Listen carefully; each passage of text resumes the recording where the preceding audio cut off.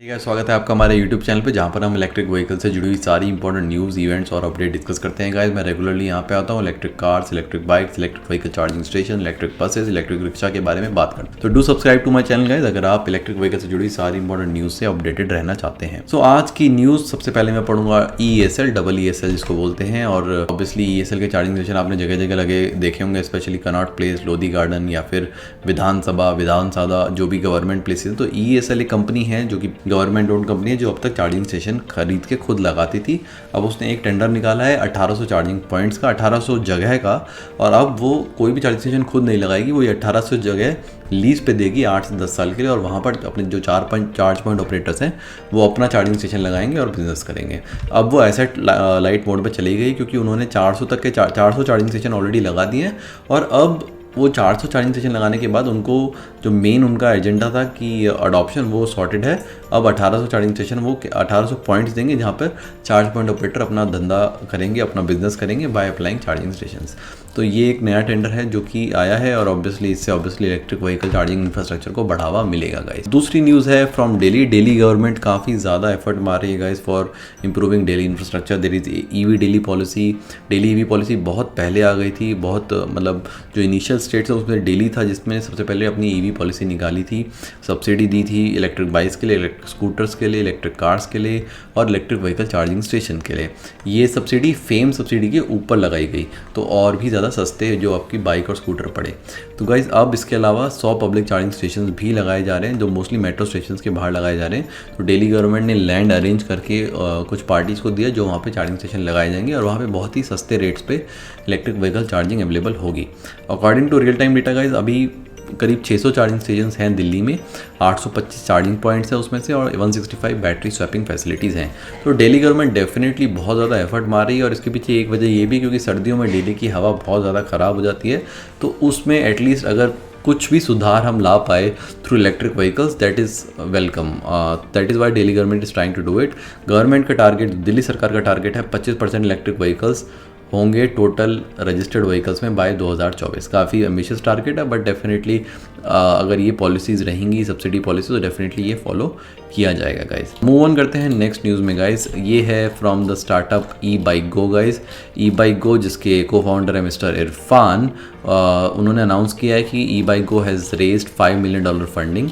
ये $5 million funding overseas और Indian investor के कॉम्बिनेशन से इन्होंने रेज़ करी है, और ये और भी फंडिंग के लिए रेज़ करने के लिए देख रहे हैं। इनके जो इन्वेस्टर्स हैं मैं उनका नाम बताता हूँ। Kuwaiti investor Shivaram Juva and his company Al Taiba, and also Omani investor Ivor Braganza, और इन लोगों ने इन्वेस्ट किया है। तो यहाँ पे टोटल $5 मिलियन का इनका फंड है। प्री सीरीज़ ए राउंड उन्होंने रेज़ किया है। इनके 2 ई स्कूटर हैं, मूवी और वेलोसिपाडो, I hope I am pronouncing it right. तो कुछ लास्ट ईयर eBikeGo ने एक कंपनी को एक्वायर किया था जो कि एक ऑटोमोटिव कंपनी थी, और उसके जो स्कूटर था मूवी MUVI, उसको भी एक्वायर किया था, उसके मैन्युफैक्चरिंग और मार्केटिंग राइट्स एक्वायर कर लिए थे। और अब इस पैसे से eBikeGo चाहता रहा है कि इंडिया और UK और यूरोप का मार्केट कैप्चर करने की। ऑलरेडी इनकी करीब 1000 स्कूटर क्लेम है कि ये ऑलरेडी B2B में 1000 से 2000 इलेक्ट्रिक स्कूटर डिलीवर कर चुके हैं। मोस्टली B2B सेगमेंट के लिए अपना इलेक्ट्रिक स्कूटर बना रहे हैं। तो definitely congratulations to eBikeGo team, and let us see when what other models are coming from this, and maybe मैं आने वाली वीडियोज़ में मूवी और वेलोसिपेडो का एक रिव्यू भी करूँगा। गाइस नेक्स्ट न्यूज़ है ओकिनावा की। ओकिनावा मैं आपको बता चुका हूँ टेसीटा से पार्टनरशिप कर रहा है, जो कि यूरोप की एक कंपनी है, टू को मैन्युफैक्चर को डेवलप अ प्रोडक्ट, जिसमें इटालियन जो ब्रांड है टेसीटा वो ओकिनावा को controller, motor, battery pack, battery management system देगी, और ओकिनावा अपनी राजस्थान में फैसिलिटी बनाएगा और 2023 तक प्रोडक्शन चालू कर देगा फॉर दिस इलेक्ट्रिक मोटरसाइकिल। मुझे अभी तक ये नहीं पता था कि कौन सा स्कूटर या बाइक आने वाला है, बट अब मुझे पता लगा कि पावरफुल इलेक्ट्रिक मोटरसाइकिल बनाने वाला है Okinawa using the technology from टेसीटा। ऑब्वियसली इंडियन टेम्परेचर और इंडियन क्लाइमेट के हिसाब से ये पूरी टेक्नोलॉजी को टेस्ट किया जाएगा। सो एंड ये जो टेसीटा कंपनी है 10 साल इनको लगे थे रिसर्च एंड डेवलपमेंट करने में। सो गाइज ऑब्वियसली जब भी ये कंपनी एक स्कूटर या बाइक निकालना चाहती है, 2 ऑप्शन हैं। या तो आप अपनी खुद से स्क्रैच से स्टार्ट करो, या फिर आप किसी और कंपनी से उसकी टेक्नोलॉजी ख़रीद लो, जैसा कि ओला ने किया। ओला ने भी टर्गो स्कूटर ख़रीद लिया और उसकी टेक्नोलॉजी ख़रीद ली और फिर अपना ओला ब्रांड लॉन्च किया। सिमिलरली ओकिनावा भी अब ऐसा करने वाला। Okinawa already by the way guys काफ़ी स्ट्रॉन्ग प्लेयर है इलेक्ट्रिक व्हीकल इकोसिस्टम में। So that's news from Okinawa. अब आपको पता है आखिरी न्यूज़ में हमेशा देश विदेश की पढ़ता हूँ, अंतर्राष्ट्रीय न्यूज़ पढ़ता हूँ, जिससे कि हमें थोड़ा पता रहे क्या चल रहा है। मोस्टली चार्जिंग स्टेशंस के अराउंड में पढ़ता हूँ। तो पावर डॉट एक कंपनी है जो कि एक पोर्चुगीज़ कंपनी है, बट वो फ्रांस में इलेक्ट्रिक चार्जिंग स्टेशन लगाती है। उन्होंने 150 मिलियन यूरो की फंडिंग उठाई है। काफ़ी बड़ी फंडिंग है गाइस, 150 मिलियन यूरो की। बट इसके पीछे ये भी रीज़न है क्योंकि शायद यूरोपियन मार्केट थोड़ा सा मैच्योर है, वहाँ पे चार्जिंग की मार्केट काफ़ी ज़्यादा है क्योंकि इलेक्ट्रिक व्हीकल्स भी बहुत ज़्यादा है। पावर डॉट इस कंपनी का नाम है और इन्होंने फंडिंग उठाई है जिसके थ्रू ये करीब चार्जिंग स्टेशन इंस्टॉल करेंगे। अभी 2500 चार्जिंग स्टेशन इनके फ्रांस में है और अब इनके प्लान है कि ये 7000 स्टेशन 2025 तक लगाएंगे। आई थिंक जितना मैं पढ़ रहा हूँ उसके हिसाब से ये खुद के चार्जिंग स्टेशन लगाते हैं और उसके फिर पैसे कमाते हैं। तो ऑब्वियसली ये चार्जिंग स्टेशन ऐसी जगह लगाते हैं जहाँ पर हाई ट्रैफिक हो, हाई पार्किंग हो, जिससे यूटिलाइजेशन ज़्यादा हो और कमाई ज़्यादा हो और ऑब्वियसली इनका बिजनेस सही चले।